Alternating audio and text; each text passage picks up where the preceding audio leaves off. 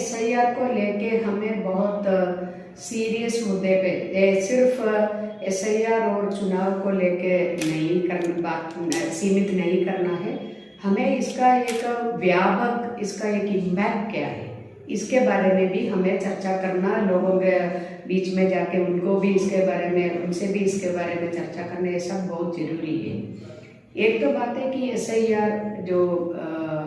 कौन करवा रहे, हमारे देश के चुनाव आयोग करवा रहे, इलेक्शन कमीशन करवा रहे।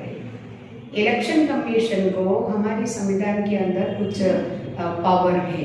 कुछ रिस्पॉन्सिबिलिटी है, दिया संवैधानिक जो दायित्व है वो क्या है। कोई भी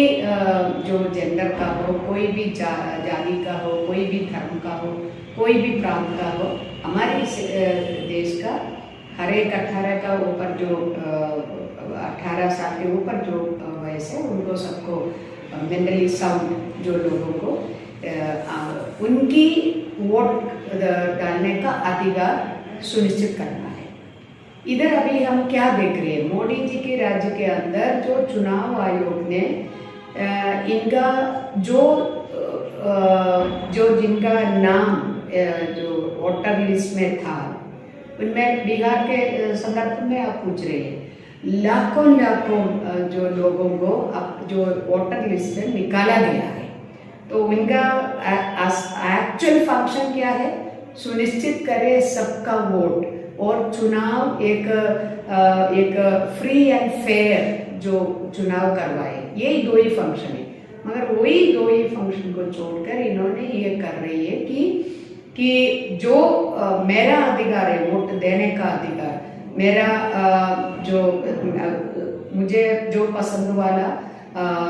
व्यक्ति को चुनकर मेरा पसंद वाला सरकार को लाने का मेरा अधिकार को सुनिश्चित रखने का अधिकार मेरा है, मगर मेरा अधिकार को वो ये छीन रही है। तो अभी इसमें क्या है, सिर्फ चुनाव की रिजल्ट, इसके अलावा भी हमें चर्चा करने का बात है कि इस जो एसआईआर के बीच में जनता को पूछ रही है कि आप प्रूव करें कि आप इस देश का नागरिक है। तो बहुत सारी ऐसा डॉक्यूमेंट्स मांग रही है, और जो आधार कार्ड हो, वोटर आई कार्ड हो, और बहुत तमाम चीज़ें, हर एक चीज़ को हमारी जो डिजिटल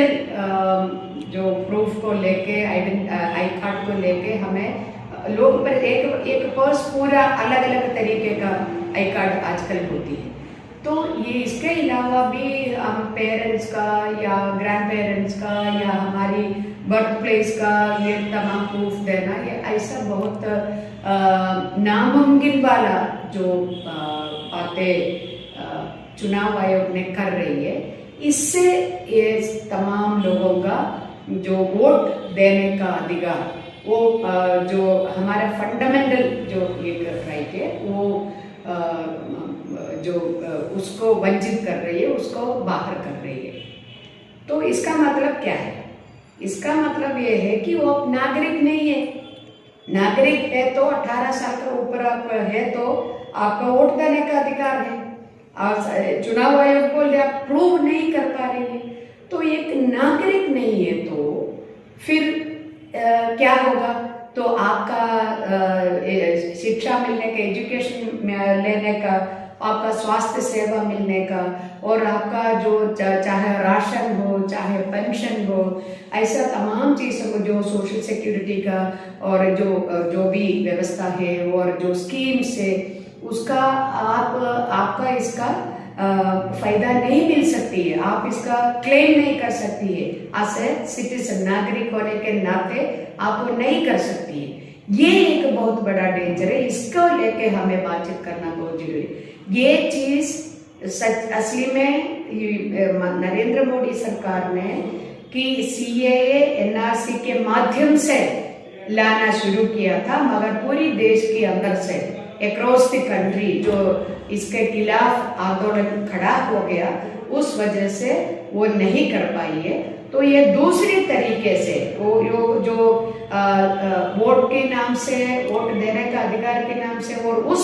रास्ते से वो नरेंद्र मोदी सरकार ये चीजें ला रहे हैं। जो सीएए का एनआरसी जो प्रक्रिया और जो कोशिश था वो सफल नहीं हो पाई, इसलिए चुनाव आयोग का एक हथियार के रूप में बनाकर मेरा जो वोट देने का अधिकार को छीनने के जो रूप से वो सीएए को इम्प्लीमेंट कर रही है। तो ये चीज हमें समझने का बहुत जरूरी है। नरेंद्र मोदी जी नेहरू जी को इतना जो हेट करती है, उतना नफरत करती है, इनको ये समझना है जो हमारी देश का प्रथम प्रधानमंत्री के रूप में खड़ा होके इस देश के विकास के लिए एक प्लेटफॉर्म तैयार किया है, उसका जो इनिशियल जो विकास का जो यात्रा शुरू किया है, उसी रास्ते पे खड़े होके आज बाकी चीजें ये कर रही है। तो इसको ये जो बेस डालने वाले को आप जो बेस प्रॉपर नहीं है, बेस सेफ नहीं है, तो उसका ऊपर हमें पता है कि कोई भी घर भी बना रहे हैं तो जो फाउंडेशन ठीक नहीं है तो फिर वो जो उसका ऊपर जो भी बनाएगा वो गिर जाएगी। हमारा फाउंडेशन इतना स्ट्रॉन्ग तरीके से हमारे देश की जनता के साथ मिलकर जो विकास के लिए जो फाउंडेशन डाला है नेहरू जी ने, वो स्वीकार करने के लिए इसका ईगो जो हमारी अभी का जो प्रधानमंत्री नरेंद्र मोदी जी का ईगो इसको जो तैयार नहीं है, इस वजह से नेहरू जी के खिलाफ हर दिन कुछ ना कुछ बोलती आ रही है।